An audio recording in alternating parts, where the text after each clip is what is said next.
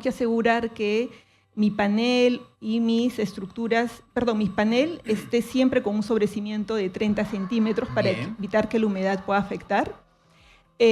Darle un mantenimiento con alguna laca, ¿sí? Cada 2 años, sobre todo. Muchos detalles hemos podido observar como cada verano que tenemos en la costa, ¿no? Y se originan otros climas en otras regiones también de nuestro querido país, ¿no? Que están multivariados, ¿no? En ese sentido, ¿no? Y por supuesto que ello afecta también al tema de las viviendas, ¿no? Que en su mayoría pues tenemos gran cantidad de autoconstrucciones, ¿no? Muchas de ellas no son asistidas, ¿no? Entonces, este tema es muy importante. Hablamos la semana pasada acerca de las construcciones en fajas marginales, construcciones en zonas de ribera de río que, bueno, no pueden ser apoyadas por los municipios, pues no les compete, ¿no? En realidad está la Autoridad Nacional del Agua también, ¿no? Hoy día hemos invitado a una arquitecta experta. Ella es Yamelí Segura, jefa académica de la Facultad de Arquitectura de la UCAL, prestigiosa universidad. ¿Cómo está, arquitecta? Bienvenida. La invitación. Y a Radio Exitosa. Sí, efectivamente el tema es un tema bastante complejo y sobre todo importante en el sentido de tener esta necesidad de poder abordarlo desde la parte de arquitectura. ¿Sí? Muy bien, la arquitectura en realidad puede darnos excelentes resultados, ¿no? La creatividad de los arquitectos a nivel nacional puede darnos diversas soluciones como la que queremos encontrar el día de hoy, ¿no? Cómo el diseño, ¿no? En la arquitectura puede protegernos de estas lluvias extremas y desastres climáticos. ¿Cómo lo enfoca la arquitectura? A ver, la temática es bastante amplia, ¿ya? Porque justamente, y lo has mencionado, nosotros tenemos más de 2 millones de personas que están viviendo o tienen un riesgo alto, ya CENEPRE lo ha indicado, ¿no? Y cuando hablamos justamente del tema de incremento de lluvias, hay muchísimos factores que se pueden abordar por la arquitectura, ¿sí? El primero está en entender qué tipo de materiales y sistemas constructivos yo estoy empleando en mi vivienda y en qué contexto me encuentro, ¿sí? Eso es lo primero, es decir, si me encuentro en la costa, en la sierra o en la selva, al encontrarme en un contexto diferente, con una condición climática diferente, la respuesta arquitectónica cambia, ¿sí? Y justamente a nivel de la formación, por ejemplo, de un arquitecto, nosotros, incluyéndome, la formación que hemos tenido siempre es una formación en la cual el diseño es estático, el edificio es inerte, ¿sí? Pero tenemos un contexto con muchísimas variantes y dinámicas.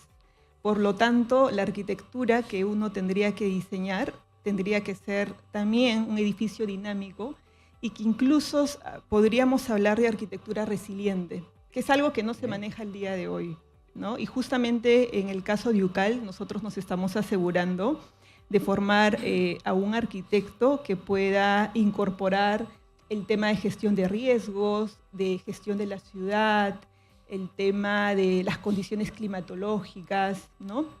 Es decir, necesidades que se tienen que incorporar en el diseño al día de hoy. Siempre me gustó, alguna vez he trabajado mucho con arquitectos también en tema periodístico, siempre me gustó que el tema de los arquitectos suelen utilizar también materiales de la región, Sí, ¿no? exacto. Y prácticamente hacen una composición, ¿no? En su arquitectura con materiales de la región que quizás se adaptan más a las zonas, ¿no? O es que lo moderno, lo urbano tiene que entrar a las zonas donde no están acostumbrados a construir con materiales que son, digamos, Claro. muy urbanos, ¿no? Y lo hacen con lo de la región, ¿no? Sí, justo allí también el tema es interesante porque, por ejemplo, en mi caso, cuando desarrollé investigaciones sobre el tema de cómo la arquitectura la arquitectura vernacular se ha distorsionado por la inserción de materiales foráneos, casi siempre se ha dado que conforme se van acercando a la zona urbana, la población rural comienza a distorsionar su arquitectura y comienzan a insertar materiales que no son acordes al lugar, que no son acordes a la zona, tienen muchísimo calor, no cumplen con todas las necesidades para el lugar, ¿no? Incluso hay una foto que no se puede mostrar, pero que, por ejemplo, uno puede ver un edificio exactamente igual de Puno, en Lima y en la selva, en Iquitos, por ejemplo. Edificios con las mismas características, el mismo material, el mismo tipo de cubierta, pero dentro de la vivienda como tal, la persona no va a estar cómoda, va a estar insatisfecha a nivel del tema térmico y todo lo que necesita para sentirse adecuada, ¿no? Dentro del espacio, ¿no? Entonces, al día de hoy también hay como que hay un apartado que no se está contemplando, y cuando hablamos de materialidad en el tema local, por ejemplo, el Reglamento Nacional de Edificaciones nos permite construir con tierra, con madera, con bambú, que son materiales naturales, ¿no? Y si solo hablamos de la tierra, por ejemplo, que es, entre comillas, la que tiene o tiene un mayor número de recomendaciones frente al tema del agua, ¿sí? Entonces, en el caso de la tierra, nosotros podemos encontrar sistemas constructivos como el adobe reforzado, el tapial reforzado, el BTC, bloque de tierra comprimida. Es decir, son sistemas que los podemos emplear, pero ¿qué sucede? Y ahí viene el tema de las recomendaciones, de que cuando se dan las afectaciones por el fenómeno del Niño, gran parte de la población rural en la zona sierra, por ejemplo, sufrió más afectación porque utilizaba o tenía arquitectura en tierra, pero la afectación no es porque trabajaba con tierra. La afectación es porque no respetaban o no consideraban las indicaciones o las normas del reglamento. Lo básico que nos dicen con el trabajo en adobe, que necesitamos un sobrecimiento de más de 40 centímetros de altura. Claro. Necesitamos un revestimiento o un enlucido que me proteja al adobe, que es una pieza porosa. Necesitamos unos aleros que me protejan al muro. Es decir, características que no implican incluso un tema de cálculo o algo especializado. Es lo básico, pero si nosotros comenzamos a revisar las viviendas que fueron afectadas por el fenómeno del Niño, más del 90% son viviendas que justamente no respetaban estas consideraciones básicas, ¿no? Entonces ahí viene un poco a entender de que yo puedo trabajar con un material natural siempre y cuando respete las consideraciones que me indica la normativa. Yo siempre he indicado en el programa Arquitecta, y me gustaría, no sé, alguna comisión de vivienda del Congreso de la República que apruebe una norma mediante la cual los arquitectos, ingenieros puedan ver partida por partida en la autoconstrucción. O sea, no podemos dar normas, creo, y dejar a la población que autoconstruya libremente y nunca ver a nadie, digamos, a un arquitecto, que tantos egresados tenemos en realidad, sí, que podrían estar asistiendo ahí mediante un bono, ¿no? Que podría dar el Estado para ellos, ¿no? O sea, debería, porque le saldría más barato al Estado en realidad controlar que estar viendo desastres al final, ¿no? Claro, es decir, a nivel de costos, y eso también tiene que ver con un tema desde la fase de diseño, el hecho de que, yéndonos incluso a nivel municipal, ¿sí? A nivel municipal nos tendríamos que asegurar que todos los profesionales que se encargan de realizar verificaciones, evaluaciones de riesgo, exacto, estén capacitados no solo para poder realizar el tema de verificación en una edificación en concreto, sino asegurarnos que puedan realizar revisiones con todos los materiales y sistemas que están dentro del reglamento. También hay un programa de voluntariado que, por ejemplo, lanza el Ministerio de Vivienda, que tiene que ver con la parte de verificación de obras, pero todavía este apartado de asegurarnos de que la comunidad pueda tener justamente estos lineamientos es complejo, porque tenemos más de 40.000 habilitaciones informales, habilitaciones urbanas informales en el Perú, distribuidas en 24 departamentos, y que justamente hace que a nivel municipal, ¿no?, a nivel estatal, se dificulte el poder llegar con toda la información técnica, ¿no? Y es ahí donde justo se suma también el tema de la universidad, ¿no? De que la universidad, que es el lugar en la cual fomentamos y difundimos el conocimiento, se pueda trasladar hacia la comunidad. Nosotros, por ejemplo, en UCAL el año pasado, justamente con esta mirada de trabajar una arquitectura mucho más dinámica, mucho más resiliente, trabajamos con estudiantes del segundo ciclo, más de 40 propuestas de vivienda para emergencia, frente a sismo en zona costera, ¿no? Lo trabajamos con ACNUR para el tema de revisión de los prototipos. Pero ahí va justamente esa necesidad, ¿no? De asegurarnos que desde la academia ya se formen arquitectos con esta mirada. Qué bueno. Sí, para el beneficio de la población, ¿no? Que es lo que se necesita. Qué bueno, sí, yo creo que estas promociones nuevas de arquitectos, ¿no? Que están más orientados a ser variables en la aplicación, no solamente de nuevos diseños, sino arquitectura, no terminen pues verificando 1000 construcciones de ladrillo pandereta, ¿no? Que es lo que abunda hoy en día, ¿no?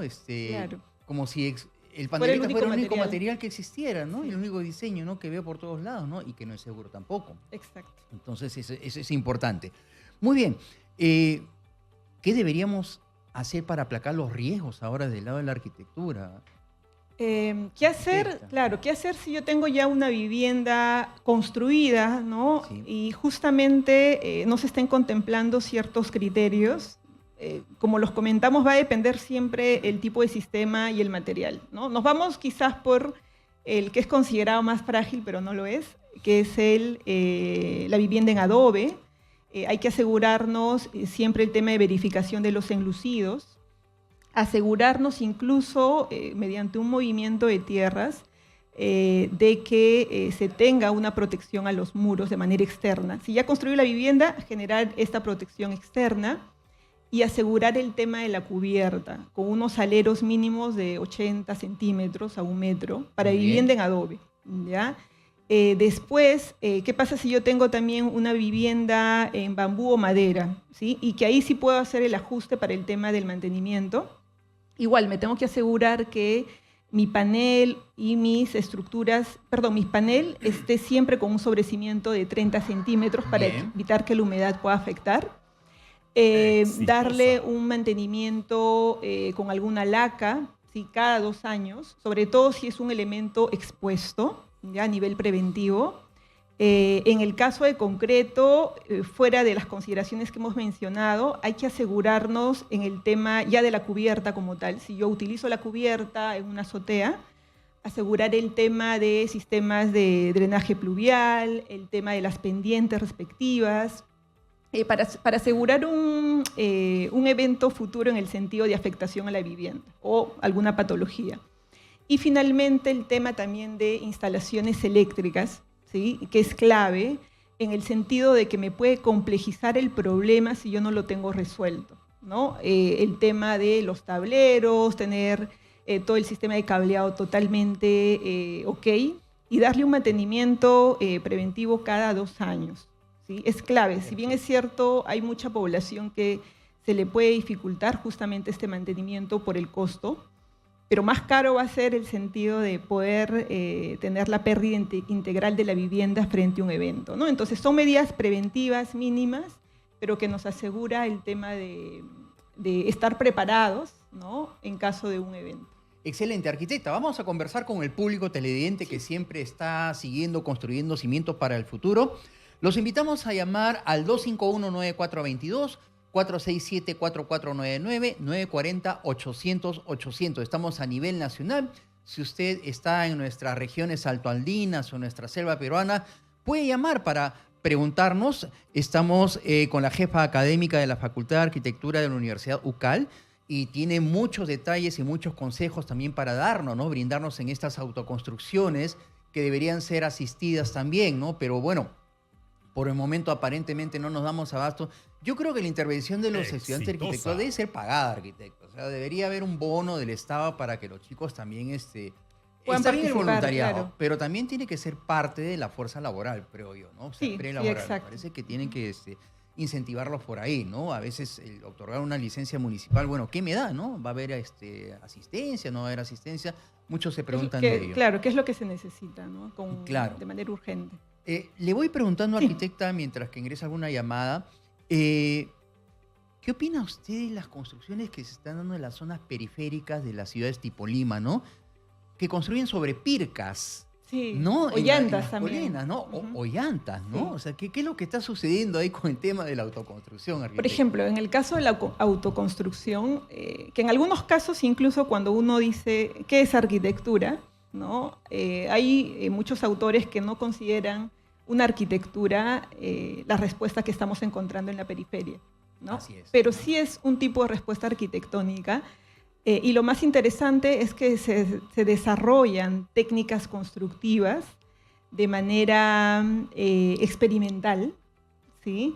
Y que son trabajadas justamente por la población. Entonces, por esa parte, por ejemplo, se suma el tema, al ser experimental, de que no pasa por toda una fase de verificación, de pruebas, para asegurar de que tengan la resistencia adecuada frente a un sismo, ¿no? Entonces, por ejemplo, en el caso, solo hablando de Lima, todavía no hemos tenido un sismo de gran magnitud, que es el que se está esperando, ¿no?